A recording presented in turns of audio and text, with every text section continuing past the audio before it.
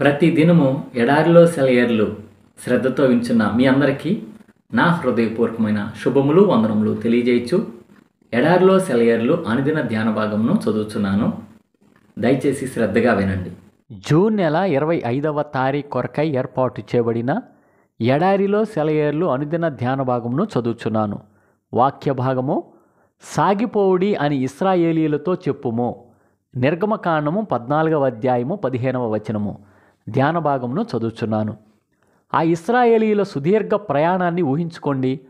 ఆశ్చర్యంతో నోట మాట రాక స్తంభించిపోయిన తమ తల్లిదండ్రులను చూసి తమ ఆనందాశ్చర్యాలను ప్రదర్శించడానికి జంకుతున్న చిన్నపిల్లలు, చావు కంటే దురదృష్టకరమైన ఆపద నుండి అనుకోని విధంగా తాము తప్పించబడడం చూసి పట్టరాని ఆశ్చర్యంతో గుసగుసలాడుకునే స్త్రీలు, వాళ్ళ పురుషులేమో ప్రతి అద్భుత కార్యం జరిగినప్పుడు తాము ఎందుకు మోషేకి వ్యతిరేకంగా గొణుక్కున్నామా అంటూ సిగ్గుతో తలలు వంచుకున్న దృశ్యాలు ఎన్నెన్నో.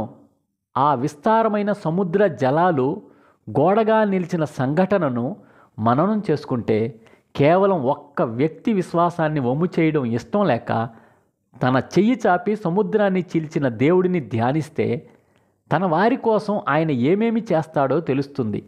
ఆయన ఆజ్ఞాపించిన దాన్ని తూచా తప్పకుండా ఆచరించడానికి భయపడవద్దు. మహాఘోషతో నీ దారికి అడ్డుగా నిలిచిన జలరాశి మిడిసిపాటుకి కలవరపడవద్దు. జలతరంగాల ఘోషపైన, సముద్రాల అలలపైన ప్రభు అయిన దేవుడు రాజై ఆసీనుడై ఉన్నాడు. గాలి తుఫాను అంటే ఆయన చెంగు రెపరెపలాడడమే. ఆయన దిగి రానున్నాడు. ఆయన సన్నిధి మన మధ్యను పరుచుకోనున్నది అన్న సంకేతమే. ఆయనపై నమ్మకముంచండి. ఆయన్ని అనుసరించే ధైర్యాన్ని కలిగి ఉండండి. అప్పుడు మీ అభివృద్ధిని, జీవిత గమనాన్ని నిరోధించిన శక్తులే ఆయన ఆజ్ఞను పొంది మీకు స్వేచ్ఛనిచ్చే సాధనాలుగా మారిపోవడాన్ని చూస్తారు. ఎర్ర సముద్రం ఎదురు నిలిచింది, ఏమి చేసినా దారి వదలనంది. వెనక్కి తిరిగే వేళ ఇక మించిపోయింది, సాగరంలోకి తప్ప మరి దారి లేదంది. నిబ్బరమైన గుండెలతో నిరీక్షించండి. కలవరపు రేయంతా కదలిపోనివ్వండి. ప్రచండ వాయువును పంపి దేవుడు జలకుడ్యాలు నిలబెడతాడు. నిలిచావేం సాగిపో అని నీ ఆత్మతో అంటాడు. చేయి పట్టి చివరిదాకా చేరుస్తాడు. నీటి గోడలు అలా నిలిచే ఉంటాయి. పగవాడు రాలేడు, కెరటాలేమీ చేయవు. మహాసముద్రం నిన్ను ముంచెత్తదు. తరంగాలు తలెత్తవచ్చు, వాటి నొరగా బుసలు కొట్టవచ్చు.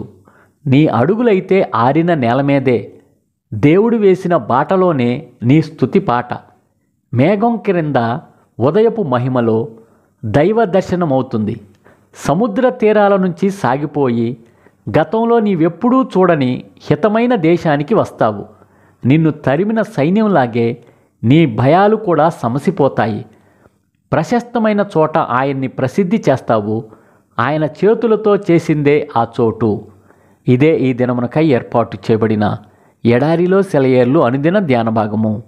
ప్రార్థన. పరిశుద్ధుడా, ప్రేమ కలిగిన తండ్రి యేసుక్రీస్తు ప్రభువా, మాకిచ్చిన మరి యొక్క మంచి వర్తమానం బట్టి వందనములు, స్తోత్రములయ్యా. ఆనాడు మా పితరుడైన మోషేని బట్టి ప్రభువా, తన యొక్క విశ్వాసాన్ని బట్టి ఎర్ర సముద్రాన్ని పాయలుగా చేసిన గొప్ప దేవుడు అయ్యా. అందును బట్టి నీకు వేలాది వందనములు, స్తోత్రం చెల్లించుకుంటున్నాం ప్రభువా. అయ్యా, నువ్వు సర్వశక్తిగల దేవుడు అయ్యా. నీకు అసాధ్యమైనది ఏదీ లేదు ప్రభువా. మేము కేవలం నీ యందు విశ్వాసం ఉంచితే నువ్వు అద్భుతాలు చేసే దేవుడు అయ్యా. ఎడారిలో సెలయేలు వించిన నీ బిడ్డల్లో ఎవరెవరైతే ప్రభా ఈ యొక్క వర్తమానం విన్నారో ప్రభా, వారి యొక్క విశ్వాసాన్ని మరింతగా బలపరచుకోవడానికి సహాయం చేయమని వేడుకొంచున్నాం ప్రభా. వారికి ఉన్న అవసరతల అక్కలు నువ్వు తీర్చమని వేడుకొంచున్నాం ప్రభా. అయా, ఈ దినమున ప్రభా నింగిని నేలను నీటను పోయే వారందరికీ వారి వారి గమ్యస్థానాలకు క్షేమంగా చేరడానికి సహాయం చేయండి అయ్యా. విమానం ద్వారా, ఓడల ద్వారా, బస్సుల ద్వారా, ఆటోల ద్వారా, ట్రైన్ల ద్వారా, ఆయా ఇతర వాహనాల ద్వారా వారి యొక్క గమ్యస్థానాలు వారి క్షేమంగా చేరడానికి సహాయం చేయండి అయ్యా. ఆయా యొక్క వాహనాలు నడిపే డ్రైవర్లకి కావాల్సిన జ్ఞానం దయచేయమని వేడుకొంచున్నాం ప్రభా. అలాగే ట్రక్ డ్రైవర్స్ని బట్టి ప్రార్థన చేస్తున్నాం ప్రభా. సరుకు రవాణా చేసే ఆ యొక్క ట్రక్స్ ఆ యొక్క తండ్రి గమ్యస్థానానికి క్షేమంగా చేరటానికి సహాయం చేయమని వేడుకొంచున్నాం ప్రభా. అలాగున్న తండ్రి మా దేశాన్ని, మా రాష్ట్రాన్ని, మా యొక్క జిల్లాని, అలాగే ప్రభు మా గ్రామాలని దీవించి శాంతి, సమాధానం, సమృద్ధిగా నెలకొల్పబడేలా సహాయం చేయమని ఈ దిన దీవెనలతో, ఆశీర్వాదాలతో ప్రతి ఒక్కరిని నింపమని వేడుకొంచు. త్వరలో రానున్న యేసు పరిశుద్ధ నామంలో ప్రార్థించి వినయంగా వేడుకొంచున్నాము తండ్రి. ఆమేన్.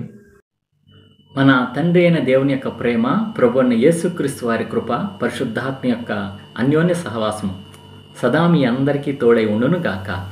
ఆమేన్. Praise the lord. షాలోమ్.